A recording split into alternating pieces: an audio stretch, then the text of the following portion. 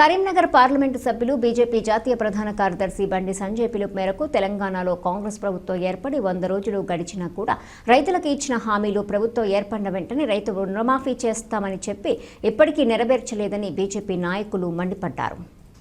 అకాల వర్షాల వల్ల దెబ్బతిన్న పంటలను ఎకరాకు 10,000 ఇప్పటివరకు రైతులకు అందించకపోవడం, ప్రస్తుత ప్రభుత్వం ప్రకటించిన పంటల ధరలపై 500 బోనస్ ఇప్పటివరకు అమలు చేయకపోవడం లాంటి హామీలను ఈ రాష్ట్ర ప్రభుత్వం వెంటనే అమలు చేసి రైతులను ఆదుకోవాలని వేములవాడ పట్టణ రూరల్ ఎంఆర్ఓ కార్యాలయాల్లో బీజేపీ పట్టణ రూరల్ శాఖల పక్షాన వినతిపత్రం అందజేశారు. ఈ కార్యక్రమంలో బీజేపీ పట్టణ అధ్యక్షులు కౌన్సిలర్ రేగుల సంతోష్ బాబు, వేములవాడ రూరల్ బీజేపీ అధ్యక్షులు చెక్కుల తిరుపతి, వివేక్ రెడ్డి, గుడిసే మనోజు, బిల్లా కృష్ణ, మెరుగు లక్ష్మణ్, అన్నం నర్సయ్య, లక్ష్మీ రాజ్యము, కోలా మారుతి, సగ్గు రాహుల్, అశోక్, నేరెళ్ల సాయి, బీజేపీ కార్యకర్తలు, నాయకులు పాల్గొన్నారు.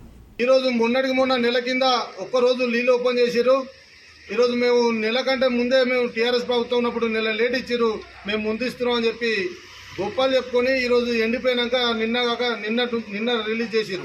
అంటే పంటలు ఎండిపోయిన పరిస్థితి ఈ దుస్థితి తీసుకొచ్చారు. చూసుకుంటా ఉంటే ఈరోజు రైతు రుణమాఫీ పేరున 2 లక్షల రూపాయలు మేము 100 రోజుల తర్వాత రుణమాఫీ చేస్తా అన్నారు. ఈ రోజు మళ్ళీ అలాగే వడ్లకు మద్దతు ధర 500 రూపాయలు ప్రకటిస్తా అని చెప్పి ఇప్పటికి కూడా ప్రకటన లేదు.